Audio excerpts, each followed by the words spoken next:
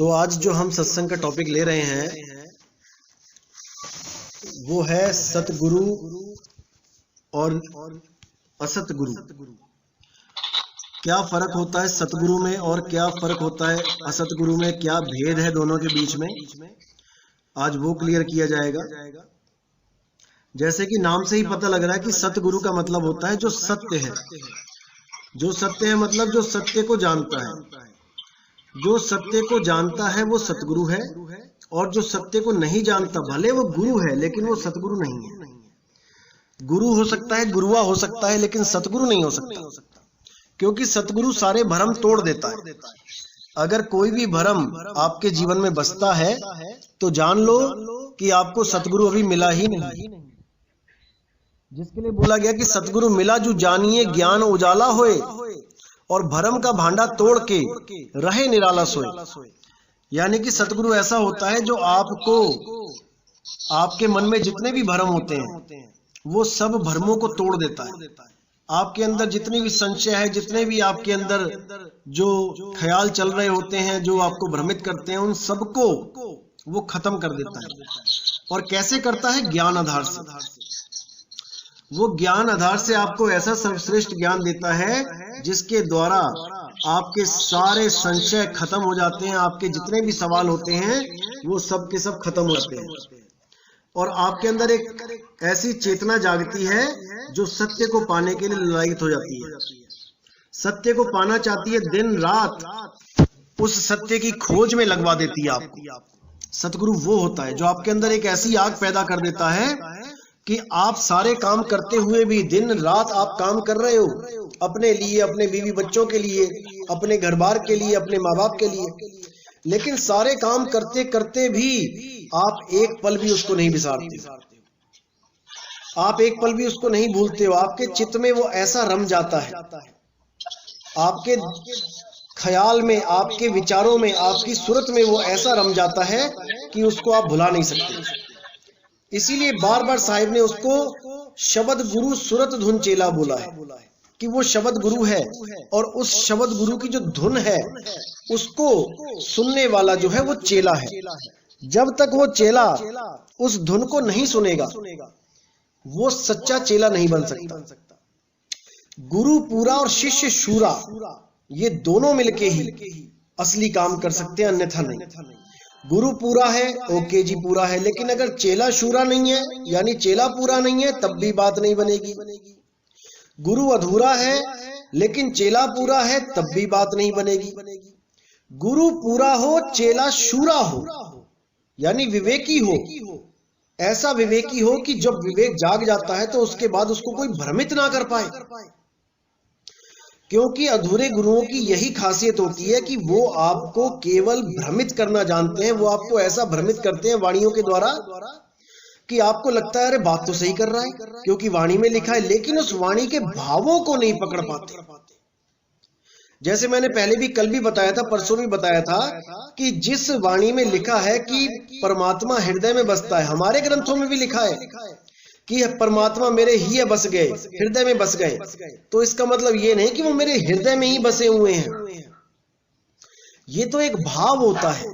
जैसे हम किसी को कहते हैं भाई तू तो मेरे दिल में बसता है, अब हमने कह दिया किसी को तू मेरे दिल में बसता है, तो इसका मतलब ये थोड़ी नहीं है कि वो मेरे दिल के अंदर आके घुस गया। ऐसा बिल्कुल नहीं है। यानी वो मेरी सूरत में है, यानी वो मेरे ख्यालों में है, मैं 24 घंटे उसको ही याद कर रहा हूं।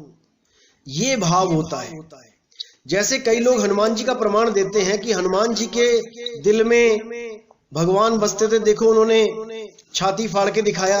अरे तो भाई उनके वो भाव थे कि राम और सीता जी मेरे हृदय में बसते हैं, ना कि ये भाव थे कि परमात्मा अपनी घरवाली के साथ यानी अपनी बीवी के साथ मेरे दिल में बस रहा है। ये भाव नहीं थे उनके ये भाव थे कि जिसको मैंने प्रभु श्री राम माना है और जिसको मैंने माता जानकी माना है, अपनी माता माना है, वो मेरे हृदय में बसते हैं। उनको मैं पल पल दिल से याद करता हूं, ना कि दिल चीर के दिखा के उन्होंने ये साबित किया कि वो मेरे दिल में ही बसते हैं। ऐसा बिल्कुल नहीं है भाई, ऐसा बिल्कुल नहीं है। मैंने कल भी बताया था आपको कि परमात्मा के जो गुण होते हैं, जो परमात्मा के जो परमात्मा के जो लक्षण होते हैं वही लक्षण इस जीव के हो जाते हैं जब ये अपने स्वरूप को जान जाता है। जब ये अपने स्वरूप को जान जाता है, ये जीव अवस्था से शिपीव अवस्था में पहुंच जाता है, तो इसका दिल जो है वो प्रेम से भर जाता है, लबालब। उसके दिल में इतना प्रेम भर जाता है कि वो किसी को भी धोखा नहीं दे सकता, वो किसी को भी गाली नहीं निकाल सकता, वो किसी के लिए गलत नहीं सोच सकता, वो किसी को बोल गलत नहीं सकता, वो किसी को मार नहीं सकता। यानी कि 12 हर पहर 8 पहर वो केवल इसी ख्याल में रहता है कि मेरा मालिक मेरे हृदय में बसा हुआ है, मेरे परमात्मा मेरे हृदय में वास करते हैं। ये एक भाव होता है, ना कि वो सच में हृदय में चले गए। परमात्मा अडोल है, वो डुलता नहीं है, वो कि आज यहां है कल वहां है, ऐसा बिल्कुल नहीं है। इसीलिए वाणी ने बोला आत्मा अडोल न डोलई, बिल्कुल अडोल है वो आती जाती कहीं नहीं है। और जो सोचे कि पहले शरीर बनने से पहले परमात्मा कहीं और था फिर जाके हृदय में बस गया, तो ये कोरा अज्ञान है, घोर अज्ञान है। बिल्कुल भी इस चक्कर में नहीं पड़ना है कि परमात्मा हृदय में है या परमात्मा कहीं शरीर में है, क्योंकि कबीर साहब की वाणियों में गुप्त भेद होते हैं। कबीर साहब ने बोला ज्यों तिल माही तेल है और ज्यों चकमक में आग, और तेरा साईं तुझ में है, जाग सके तो जाग। अब साहिब ने बोला कि ज्यों तिल माही तेल है, इसका मतलब क्या है कि जैसे तिलों में तेल होता है। अब बंदा कहेगा तिलों में तो तेल अंदर है, तिलों के बिल्कुल अंदर है, लेकिन क्या कच्चे तिलों में तेल निकाल सकते हो? नहीं निकाल पाओगे। कच्चे तिलों में आप तेल नहीं निकाल सकते, उसकी जुगती होती है। परमात्मा आपके अंदर है लेकिन जुगती है उसकी, कैसे मिलेगा वो? जब भेदी गुरु मिल जाएगा, जुगती बताने वाला गुरु मिल जाएगा, जो आपको बताएगा कि पहले तिलों को पका लो, यानी कि उसको पकने दो।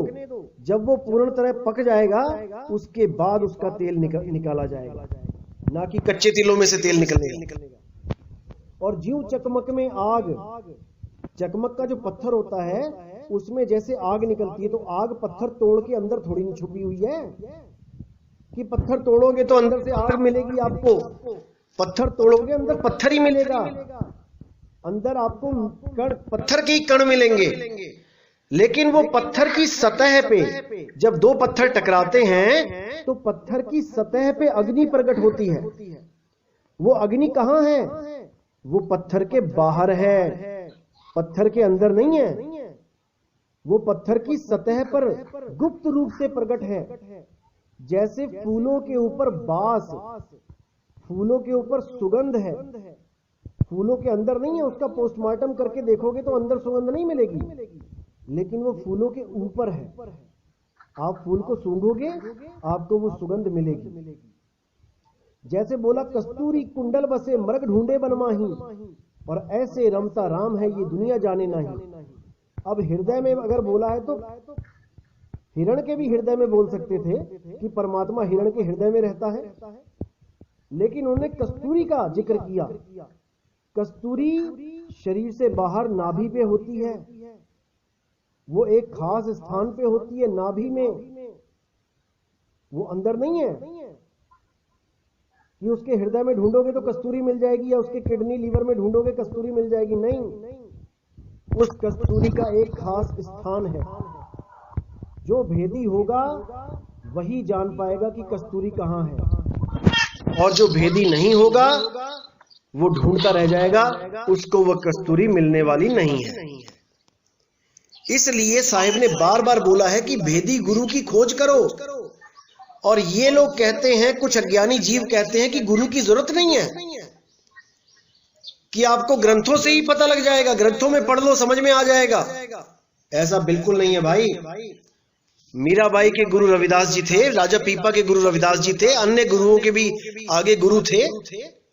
गुरु प्रणाली चलती है, गुरु परंपरा चलती है जीवों को जगाने के लिए, यही बताने के लिए कि वो कस्तूरी कहां है। वरना पूरा पोस्टमार्टम कर दोगे हिरण का, कस्तूरी नहीं मिलेगी। जैसे मक्खन में घी छुपा है, आप मक्खन को लेके उसका पोस्टमार्टम कर दो, तार तार कर दो, उसको बिल्कुल अलग अलग कर दो, तब भी मक्खन में घी नहीं ढूंढ पाओगे। लेकिन जब एक भेदी गुरु मिलेगा आपको, तब आपको उसी मक्खन में से घी निकाल के अलग कर देगा, घी निकाल के उसकी प्राप्ति करवा देगा। तो इसी प्रकार भेदी गुरु का होना बहुत आवश्यक है। भेदी गुरु जब तक नहीं मिलेगा संशय खत्म नहीं होंगे। इसलिए साहिब ने बार बार समझाया कि वस्तु कहीं ढूंढे कहीं कैसे लागे हाथ, और गुप्त वस्तु तब मिले जब भेदी लीजे साथ। जब तक गुप्त वस्तु नहीं मिलेगी, कब तक नहीं मिलेगी? जब तक भेदी गुरु ना मिल जाए। जब तक वस्तु मिल ही नहीं सकती। तो भेदी गुरु का बहुत महत्व है। बिना भेदी गुरु के किसी का कल्याण नहीं हो सकता। हर जगह साहिब ने गुरु की परिभाषा बताई है कि भेदी गुरु ही सतगुरु होता है।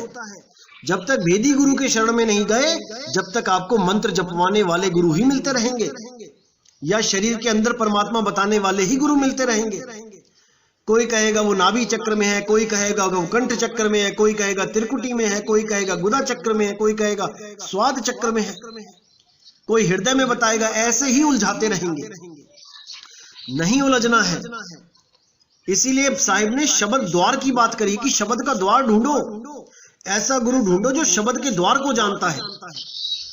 तो साहिब ने बोला झूठे गुरु के पक्ष को तजत न कीजे वार, और द्वार न पावे शब्द का भटके बारंबार। जो शब्द के द्वार को नहीं जान पाता है, यानी कि जब इस देह को त्यागना होगा, कोई कितना ही बोलता रहे कि प्राणों में ध्यान लगाओ, या नाभि में ध्यान लगाओ, या श्वासों में ध्यान लगाओ, या हृदय में ध्यान लगाओ, कहीं भी ध्यान लगा लो भाई, शरीर तो त्यागना पड़ेगा। इस गलतफहमी में मत रहना कि हृदय में ध्यान लगाऊंगा तो मैं हृदय में ही रहूंगा। ऐसा बिल्कुल नहीं है। आपको पूरा शरीर खाली करना पड़ेगा। आपके पैरों की तरफ से चेतना उठेगी और आपके पैर ठंडे होने लगेंगे। सबसे पहले पैर ठंडे होंगे, फिर धीरे धीरे धीरे धीरे जांघों तक आएगा, आपकी चेतना जांघों तक उठेगी, फिर पेट तक ठंडा हो जाएगा, फिर छाती ठंडी होगी, गला ठंडा होगा, फिर त्रिकुटी पे आके खड़े हो जाओगे। वहां पे आपके हिसाब किताब की घड़ी आएगी। जो आपने कर्म किए हैं आपको वही कर्म भुगताए जाएंगे। अगर तो गुरु आपने किया है तब तो समझ लो कि आपको वहां से आगे का रास्ता दे दिया जाएगा। अगर आपने गुरु नहीं किया है तो इन्हीं 9 दरवाजों में से आपको निकाल दिया जाएगा। अगर आपने प्राण योग साधना करी है, हठ योग साधना करी है, तो 10वें द्वार से आप तोड़ के निकल जाओगे। 10वें द्वार को तोड़ के निकल जाने पर भी आपकी मुक्ति नहीं होगी।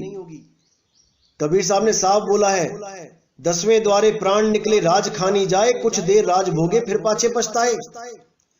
हमारा रास्ता 10वें द्वार को तोड़ के बाहर झटके से निकलने का नहीं है। इसको अच्छी तरह समझ लो। यही भेद है हठ योगियों में और हमारे में।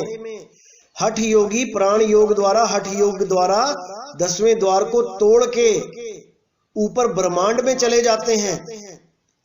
आपको गीता का ज्ञान जब दिखाया जाएगा, समझाया जाएगा, तो आपको हर चीज समझ में आएगी। और जो सहज योगी होते हैं, जो सहज अवस्था में रहते हैं, वो अपने आत्म स्वरूप में स्थित हो जाते हैं। वो ना नीचे जाते हैं ना ऊपर जाते हैं, वो अपने मूल में समा जाते हैं। ना अर्ध में ना ऊर्ध्व में, वो दोनों को छोड़ के अपने निज स्वरूप में चले जाते हैं।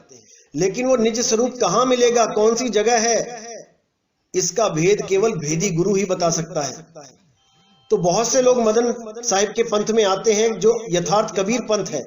मदन पंथ इसलिए बोलता हूं ताकि कोई कंफ्यूज ना रहे कि कबीर पंथ में मतलब बहुत सारे पंथ आते हैं। जैसे गरीबदास जी पंथ भी कबीर पंथ कहलाता है, धर्मदास जी पंथ भी कबीर पंथ कहलाता है, और भी अन्य गुरु हैं जो अपने आप को कबीर पंथ कहते हैं, लेकिन उनकी साधना मदन साहिब के पंथ की साधना से बिल्कुल अलग है। इसलिए जस्ट फॉर डिफरेंशिएट करने के लिए मैं मदन साहिब का पंथ बोलता हूं। हालांकि ये है कबीर पंथ, लेकिन मदन साहिब का नाम लेता हूं ताकि आपको एकदम समझ में आ जाए कि मैं कौन से पंथ की बात कर रहा हूं, कौन सी भक्ति विधि की बात कर रहा हूं। तो मदन साहिब के पंथ में, कबीर साहब के पंथ में कई लोग आते हैं, साधना भी करते हैं, लेकिन अधूरा ज्ञान समझने के कारण, यानी कि ज्ञान ना होने के कारण वो इस पंथ को योगियों का पंथ यानी जोगियों का, जो कानों में कुंडल डालते हैं, उन योगियों का पंथ समझ के भ्रमित हो जाते हैं, क्योंकि वो 10वें द्वार को समझ नहीं पाते कि 10वें द्वार का खेल क्या है। भाई 10वें द्वार का खेल बहुत निराला है, लेकिन हमारा रास्ता 10वां द्वार नहीं है, हमारा अंत 10वां द्वार नहीं है, हमारी मंजिल 10वां द्वार नहीं है। कबीर साहब ने साफ बोला है, 10हों द्वार नरक भर बूढ़े तू गंदी को बेड़ो। 10हों द्वार से निकलने पर भी आपको मुक्ति नहीं मिलती। मुद्दा ये नहीं है कि 10वें द्वार से निकलना है, मुद्दा ये है कि अपने निज स्वरूप में स्थित हो जाना है। और अपने निज स्वरूप में स्थित होने का एक ही जरिया है, वो है निज नाम, वो है अडोल नाम। अडोल यानी जब शरीर भी नहीं बना था, हृदय भी नहीं बना था, तब भी वो परमात्मा अपनी जगह स्थित था। और आज ये पूरे खंड ब्रह्मांड बन गए हैं, तब भी वो परमात्मा अपनी ही जगह स्थित है, उसको कोई हिला डोला नहीं सकता। कोई कहे कि परमात्मा जब हृदय नहीं था, जब शरीर नहीं था, तब वो शरीर से बाहर रहता था, अब हमारा शरीर बन गया है, परमात्मा ने शरीर बना दिया तो वो हमारे शरीर में वास करने लग गया। ये घोर अज्ञान है। जो भी इस घोर अज्ञान को ग्रहण करेगा, उसका जन्म मरण कभी समाप्त नहीं होगा। वो इन्हीं 84 लाख जूनों में ढूंढता रहेगा, क्योंकि परमात्मा अजूनी है। अजूनी सैभंग बोला गया उसको। परमात्मा जूनी नहीं है, जूनों में नहीं आता, शरीरों में नहीं आता। ये एकमात्र भेद होता है। जैसे हम कहते हैं कमल कीचड़ में होता है, ये केवल जगत को बताने के लिए बोला जाता है कि कमल कीचड़ में होता है। लिखने में आ रहा है कि कमल कीचड़ में होता है, लेकिन कीचड़ में नहीं होता। कोई कहे कि कीचड़ में छलांग मार के मैं अंदर ही अंदर ढूंढूं कमल कहां पे है। जैसे मछली पानी में होती है तो मछली पानी में ही होती है, आपको बाहर नहीं मिलेगी। लेकिन कमल भी पानी में यानी कीचड़ में होता है, लेकिन कमल आपको अंदर नहीं मिलेगा। इन दोनों में गुप्त भेद है, इस भेद को समझना है। जब हम कहते हैं परमात्मा हृदय में है, परमात्मा घट में है, तो उसके भाव कुछ और होते हैं। भावों को समझना है, शब्दों को नहीं पकड़ना है। कई जगह लिखा होता है कि परमात्मा के चरण हमारे हृदय में हैं, तो इसका मतलब ये नहीं कि परमात्मा आदमी जैसा है और उसके पैर हमारे हृदय में धस गए जाके। ये घोर अज्ञान है, ये महा अज्ञान है। इस भ्रम से बाहर आ जाना है और सच्चे गुरु को पहचान के, सच्चे नाम को पहचान के, उस विदेही नाम जो देह में नहीं है, उस अजूनी नाम को पहचान के अपनी सत्य भक्ति करनी है। भ्रम जाल में नहीं उलझना है। ये मनुष्य जन्म बहुत मुश्किल से मिलता है। अगर इस जन्म में आप उलझ गए तो मेरे भाई कोई बचाने वाला नहीं है। जितने भी भ्रमित करने वाले लोग हैं, ये पूरा जोर लगा देंगे आपको भ्रमित करने में, लेकिन आपने भ्रमित नहीं होना है। 2020 के अंत तक यानी दिसंबर तक मैं हर चीज क्लियर कर दूंगा, एक एक वाणी खोल दूंगा, एक एक भ्रम जाल को तोड़ दिया जाएगा। आप चिंता बिल्कुल ना करें। अच्छी तरह ग्रहण करना है एक एक बात को। उसी के बाद आपकी सच्ची भक्ति शुरू होगी जब पूर्ण विश्वास हो जाएगा। विश्वास में कमी नहीं आने देनी है। विश्वास में कमी होगी तो परमात्मा नहीं मिलेगा, पास होता हुआ भी नहीं मिलेगा। इसीलिए बोला, कहें कबीर सुनो भाई साधो, मैं तो हूं विश्वास में। सच्चे गुरु और अधूरे गुरु के बीच में फर्क करना जान लो, समझ लो कौन होता है सच्चा गुरु, कौन होता है अधूरा गुरु। तभी आपका कल्याण होगा, अन्यथा जन्म मरण का यह चक्कर कभी खत्म नहीं हो सकता, कभी खत्म नहीं हो सकता। तो आज का सत्संग यहीं समाप्त करेंगे और कल 5:30 बजे फिर मिलेंगे आपसे। साहिब बंदगी सतनाम। बोले सतगुरु बंदी छोड़ कबीर साहिब की जय हो, सतगुरु मदन साहिब की जय हो, सतगुरु विराग साहिब की जय हो, सभी संतों की जय हो, सकल हंस को बंदगी साहिब।